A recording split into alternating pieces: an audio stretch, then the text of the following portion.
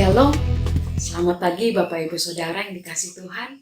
Bersyukur di hari yang baru ini kita kembali di dalam program GKI Menyapa. Bapak Ibu Saudara, satu kali saya mendapatkan kunjungan dari teman lama saya.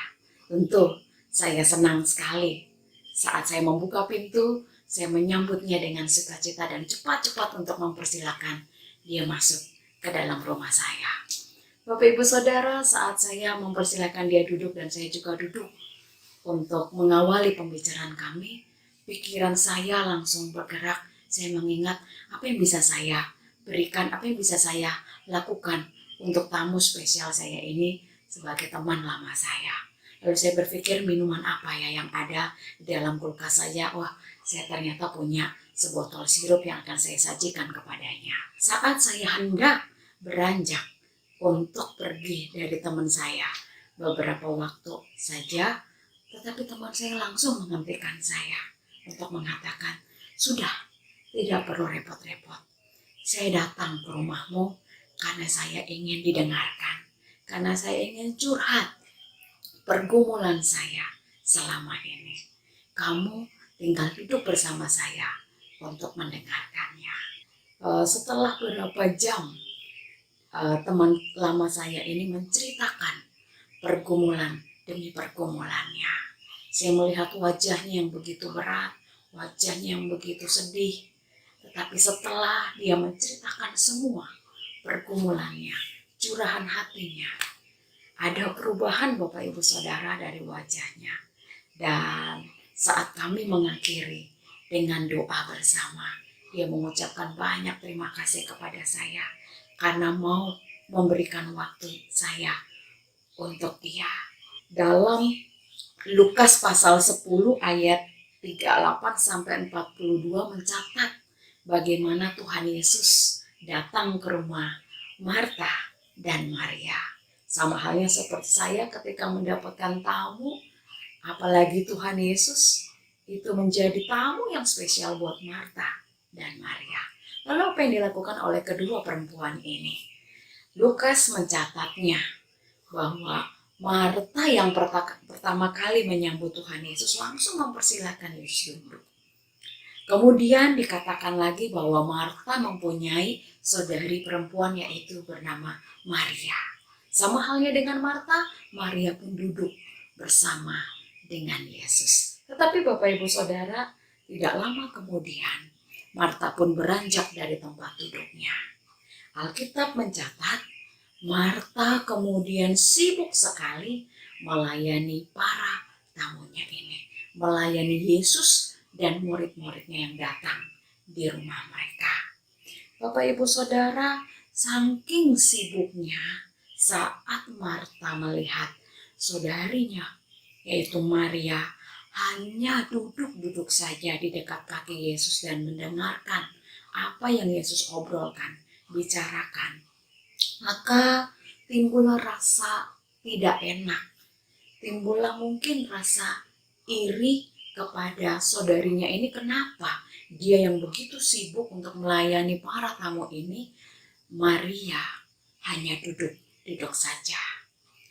Bukannya Marta menegur Maria atau bilang kepada Maria bahwa dia membutuhkan bantuannya.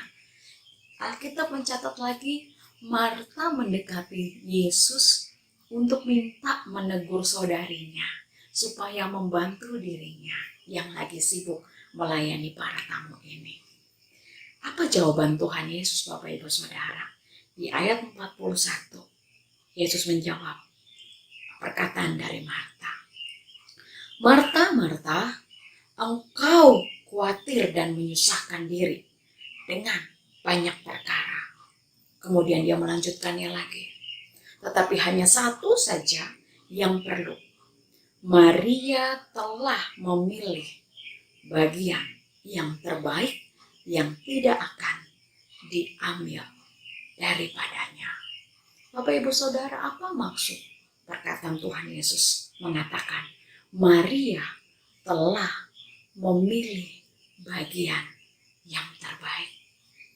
Bapak Ibu Saudara, kedatangan Tuhan Yesus ke rumah mereka ke rumah Marta dan Maria.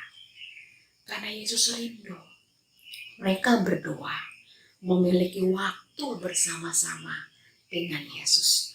Duduk bersama-sama dengan Yesus. Ngobrol atau bicara bersama-sama dengan Yesus. Sama halnya ketika Yesus pun ingin mengunjungi Bapak, Ibu, Saudara, dan saya. Dia rindu untuk kita punya waktu dengan Dia. Di tengah banyaknya kesibukan, Dia ingin kita berhenti beberapa waktu saja, menyediakan waktu kita untuk duduk tenang, bersaat teduh, baca Alkitab, berdoa, memuji Dia, bahkan menyembah Dia.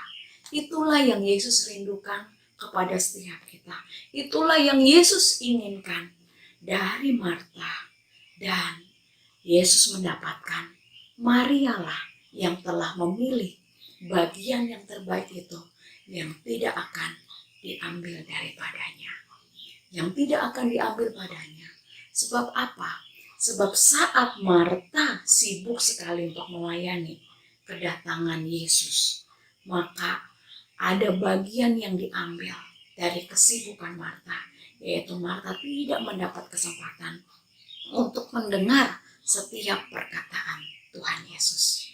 Saya menyadari sebagai hamba Tuhan dan juga bagi Bapak, Ibu, Saudara sebagai pelayan Tuhan yang lainnya, majeliskah, aktiviskah, seorang MC, pemain musik, atau lainnya. Seringkali kita disebutkan dengan yang namanya melayani pekerjaan Tuhan, tetapi kita lupa dengan melayani Tuhan secara pribadi.